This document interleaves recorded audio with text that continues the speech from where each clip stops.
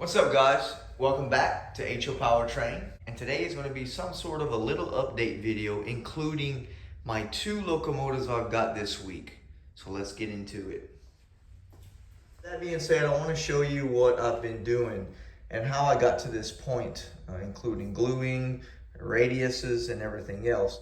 So what you're looking at here is a hybrid radius, I'm gonna call this. Yes, a hybrid radius. Because what I used is a preset radius of 22 and turned it into a 24 out into here and back into a 22, then a 24 again. So there's 22, 24 riddled through this radius. The reason I did that is to allow this to come out a little bit further here and allow it to sweep better here. And of course, again, it's preset. The reason why I use presets, especially if you're new to model railroading, is going to help you. So the reason why I use a preset is because it's easier. Plain and simple, it's easier. You do not have to mark out a line. You don't have to do none of that. You just buy a 22-inch radius, a 24-inch radius, and you snap them together and you're done. Forms this radius, you're finished. You know it's right, you know it's correct, and you know it's going to work. Make sure you solder your track, all your track. So moving on from that, I did go ahead and glued it down with Elmer's glue.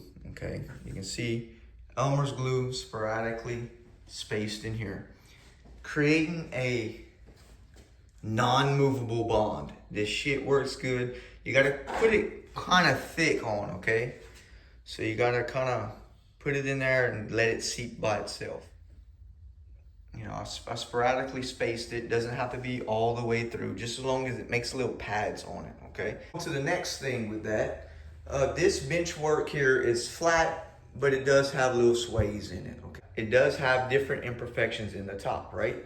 So a good example would be down right here. As you can see, it's lifted a little bit, okay?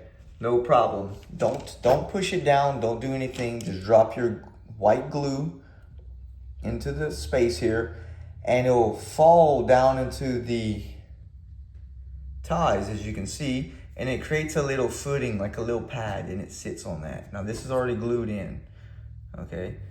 That spacing that you see here will be filled in with ballast, so you're not gonna see it. So no need to push down on your track to hold your track down while you're gluing it. Creates dips, and you don't want that. Getting back to the painted track, the weather track, you can see here, compared to a new piece of track, okay? Now this is Atlas Code 83 Flex Track. Okay, so leaving the bridge, which the bridge is straight, it comes out straight, we allowed ourselves for an easement, okay? So we gave an easement working its way slowly over here to go ahead and go into its radius, okay? Easements are important because it's got to slowly ease into its radii. This is a 24 and this is around same thing, 22, 24, close to that, okay? Now there's the ladder yard here that we starting on. And it starts way over here. Started it this far out to allow myself to have enough room to park long trains. So there's gonna be a 3 yard, as you can see. Okay, very simple. I'm gonna get more into depth on these switches on later videos, but right now I'm just trying to show you what I've got going on. This is your return line to come down and return right into the bridge, go through the wall, back to the main layout. SD40-2s, those of y'all that wanna know, this is a DCC locomotive. It is an Athearn ready to roll line made by Athearn. It does have sound, and I did purchase this for a sale price, both of them for around 430 bucks. So it was around 215 bucks a piece.